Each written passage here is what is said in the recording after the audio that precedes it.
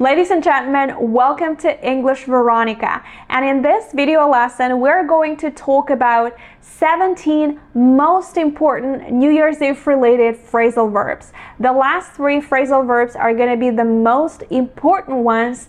That's why make sure to watch this video until the very end. And we're going to start with the phrasal verb to look forward to. Many people, they can't wait for the new year to come because New Year is always about some new dreams, some new goals. And in this case, you could say that people are looking forward to the new year. You're looking forward to the holiday fair? Now be careful with this phrasal verb because when it's followed by another verb, let's say the verb to see, that second verb is going to have the ing ending. For example, I'm looking forward to seeing you. You cannot say to see you, you have to add that ing. Can I just say that I'm looking forward to seeing you at work tomorrow? Another example is, I'm looking forward to receiving your response. This phrase, by the way, is very common in emails, to receiving your response. Make sure to use that ing. Moving on. The next phrasal verb is to put up or to set up. One of the most important things on New Year's Eve is to have a Christmas tree. Most people, they set up their Christmas tree in early December. I need you to put up Christmas decorations on your lawn tomorrow morning, the human way. And they take it down, that's the opposite phrasal verb, somewhere in January or in February, depending on a country. By the way, when do you put up and take down your Christmas tree? Let me know in the comments because I'm dying to know. I think it's so different in different countries. So, to put up, or you can use the phrasal verb to set up, the same meaning, and to take down. Moving on to the third phrasal verb, to get into the holiday spirit. Putting up a Christmas tree, decorating it, this all helps you feel more excited about New Year's Eve, about the new year, and it helps you enjoy the atmosphere. In other words, it helps you to get into the holiday spirit. Christmas spirit is more powerful than you could ever imagine. What is something that helps you to get into the holiday spirit? Let me know in the comments below. In most countries, people love giving gifts on either Christmas, if you are celebrating it, or on New Year's Eve. They buy a lot of things for their family and friends and then they cover them in paper. So instead of saying cover something in paper, you can use this phrasal verb to wrap up. Why would somebody wrap up a cat in a box? So they wrap their presents up. And after that, once you wrap up your presents, you need to distribute them among your friends. Instead of saying distribute, you can use the phrasal verb to give out. So you give out your presents to your friends and your family members. Oh, I'm sure after all that you really want to get your breath back, so we're going to give out some gifts.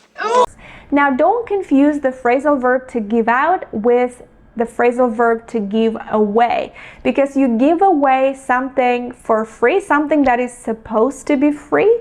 Let's say I have some books that I don't need anymore, so I'm just gonna give them away.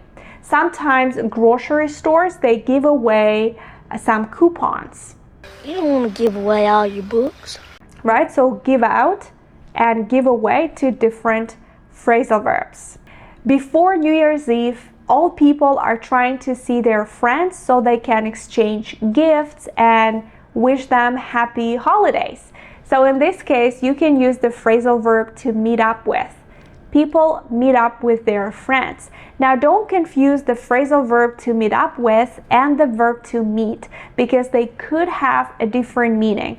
Normally we meet new people, those people that we've never seen before. For example, you could say, I met John at a Christmas party. Okay, we haven't officially met. Cool. And we use meet up with when we talk about people that we already know. I met up with my friends this weekend. We met up there every Sunday for the rest of the summer. On New Year's Eve, people love putting on beautiful, fancy clothes and partying. In other words, they like dressing up. To dress up means to put the most beautiful clothes, the fanciest clothes that you have. You dress up pretty nice yourself, Your Highness. Moving on to the next phrasal verb. So you dress up and then you go and visit your family or your friends.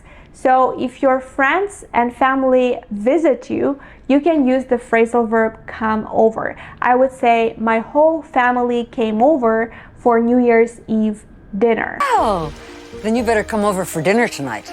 During holidays, when your whole family gets together, you have this chance to talk to people that you haven't seen for a long time. In other words, you have a chance to catch up with your family. Must be nice to catch up with an old friend so regularly. To catch up with means to ask them how they are doing, to share something that's going on in your life, to catch up with your family.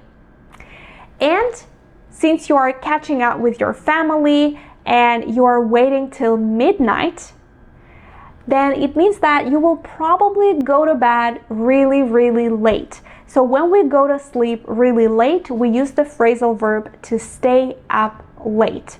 Last night, I stayed up late. You know, it's like when you told them that they could stay up late to catch Santa Claus. Do you often stay up late at night? Let me know in the comments below. I don't know about your country, but in Canada on New Year's Eve, people party a lot. They can go to one house party, then go to another one, and then end up in a nightclub. So to end up somewhere means to find yourself in a certain place or in a certain situation where you didn't plan to be. For example, I could ask you, how did you end up partying all night? It means that you didn't plan to party, but you ended up partying all night long. We are unable. We may end up in the Hudson. And pay attention, after the phrasal verb to end up, we use verbs with the ing ending. End up doing something. I end up partying all night. On New Year's Eve, people gather together in public places like in some town squares or iconic landmarks to count down together as the new year begins. So the phrasal verb is to count down. So you go like 10, 9, 8, 7. So this means counting down. Now, after New Year's Eve, next day, normally we spend the whole day at home and you don't feel like going out anywhere and you want to sit comfortably on your sofa in a blanket, and in this case you can use the phrasal verb curl up. You curl up on a sofa and you watch movies. I'm gonna curl up with my dinner, maybe a cup of hot cider. And since in Canada and in the US, and I think in most countries, everything is closed on January 1st. You cannot actually go anywhere, restaurants, grocery stores, everything is closed. So you have to stay at home. Instead of saying stay at home, you can use the phrasal verb to stay in. Would you like to go out tonight? No, I'd prefer to stay in. How? You gonna stay in? And the last phrasal verb for today is to give up. On New Year's Eve, a lot of people love making New Year resolutions. They promise themselves to be better in the coming year. They promise to stop smoking, drinking, or procrastinating. In other words, they promise to give up their bad habits. To give up is a phrasal verb that means to stop doing something. No, I won't give up smoking. No, no, no, no. What are some bad habits that you promise to give up in New Year? Let me know in the comments below. And with that, we're going to finish this video lesson. Make sure to like this video if it was useful, and make sure to subscribe to this YouTube channel so that you don't miss any important video lessons and you can expand your vocabulary and become fluent in 2024. Happy holidays, and I'll see you in my next video lesson.